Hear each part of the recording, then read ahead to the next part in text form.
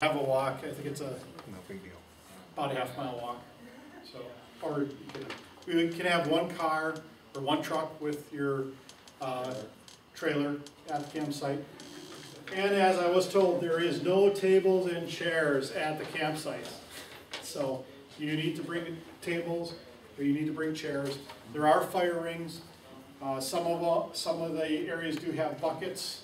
We will have a water buffalo, possibly a water buffalo. There is water available on the IMR side if we do need to get to the water, but our plan is to have a water buffalo there. We recommend that you bring some water with you though, okay? So start with a couple of big jugs of water. Just makes it easier for everybody all the way around. And we are going to have, because everybody will want to have a fire go on, you don't want to race all the way back to the IMR side again to get your firewood. We're going to try and have a pickup truck full of wood over by the shed on the Lazinski side.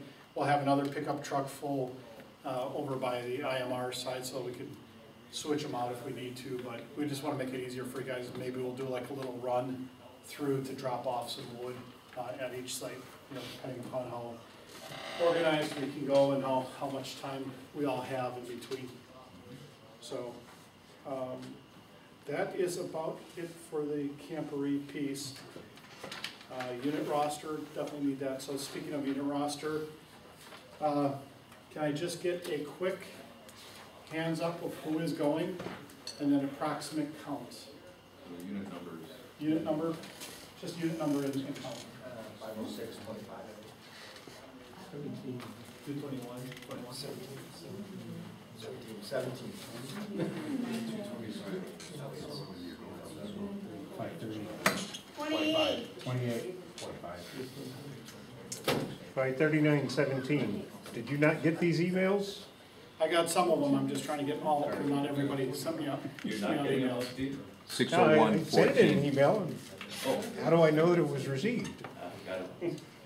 Well, this is a double confirmation then. You have to send an okay back to every email you get. 506 was 25. 506 is 25. 25. Excellent. 501, 15. 599, 34. I don't know. 532, 10. 533, 532. 532, 10. 218, approximately 10. 218, approximately 10. Yeah, it may be different, that's trying to remember, like, That's fine. A high guess is better so we have enough food. Yep. Well, question, are you also counting those weebles that are coming out on Saturday? If they're coming for the feast also, yes, we need to count them. Add 7 more than 530. 530, how many more? 7. 7. I don't know if you all heard that, but if you have Weeblo 2s coming and they're coming for the feast, not staying the whole weekend, they're coming for the feast, Tim needs to know that number. Again, he's getting the count essentially so they know how much pig to butcher. Yeah. So we're talking like 250-pound pigs is what they're planning. We're going to try and get them a little bit on the smaller side. Anybody else? Did I catch everybody? Commissioners, come on out. We'll have enough food. So, also, you know, if you guys just want to visit, you know, again, there's going to be enough out there. You guys are going to be out over at OA, doing some OA activities. You know, come and visit, come see what the kids are doing. It'll be a fun time. Question, what are you seeing for turnout on Heart of Milwaukee so far? Heart of Milwaukee, there was 2 units interested. I don't have the numbers out on those. They've always been a little bit on the smaller side in the first place. But I will check with Steve after this is over. Okay. So what's the parking like? I mean, we've got probably 3 drivers coming. So we have a vehicle in sight, and with the OA fix it, where do you park? Well, the cool part is the OA fixes it on Saturday. So our cars will be there before the OA fixes it. There is some parking in the Lazinski side near the pole barn, right when you get to Lazinski. You know, you come out of the woods and there's the one branch to the right there and there's a little pole barn.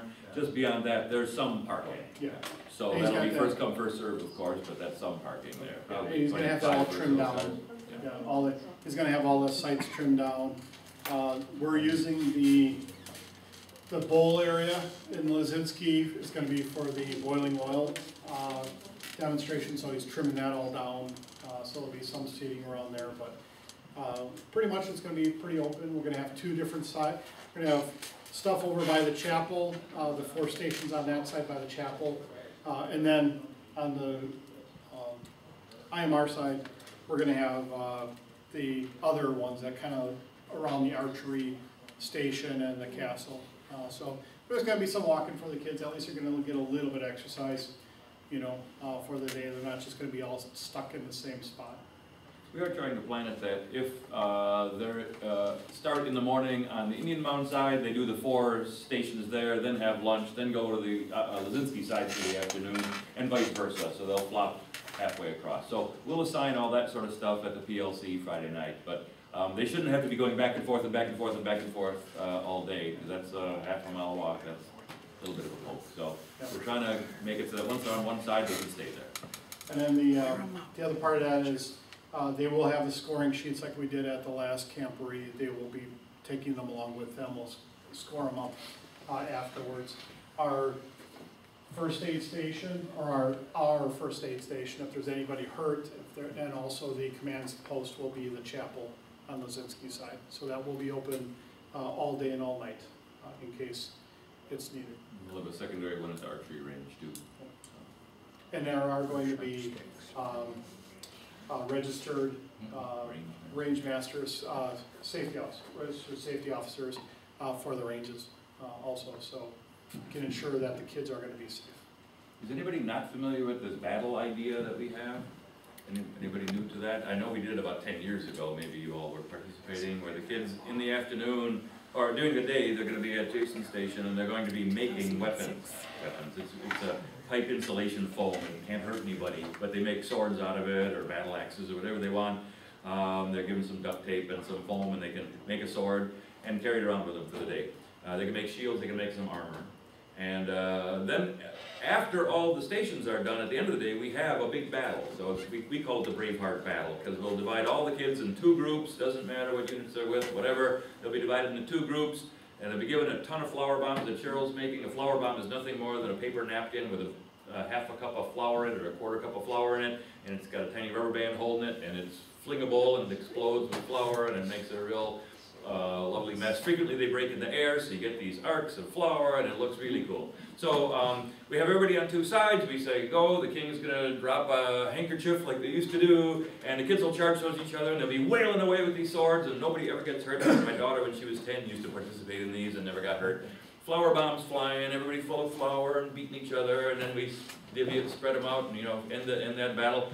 Put them on each side and give them more flour bombs and go do it again. So they love this, where they're running across the field, wailing away at each other, throwing flour bombs, getting all covered with flour, and it's just really fun. So that's at the end of the day, after all the stations are done. So they'll be, during the day, making their weapons, and they'll be learning first aid for injuries, and they'll be doing other jousting and javelin throwing and things like that. Maybe making flour bombs too. So it's a really fun time. Our troop does it on its own. In fact, we're doing one in November, so Cheryl's gonna be making, we get the leftover flour bomb, Cheryl, okay? I got 12 more bags of flour. Okay. 5 days. You're stocking General Mills, or what's going on there? Yeah. All these.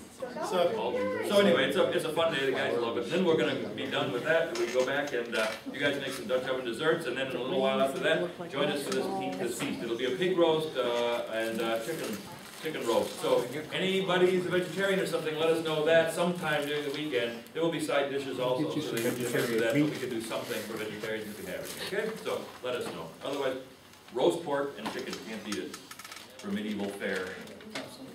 Any other questions? Anybody? Cool. Thank you all. Okay, Appreciate it. thank you so much for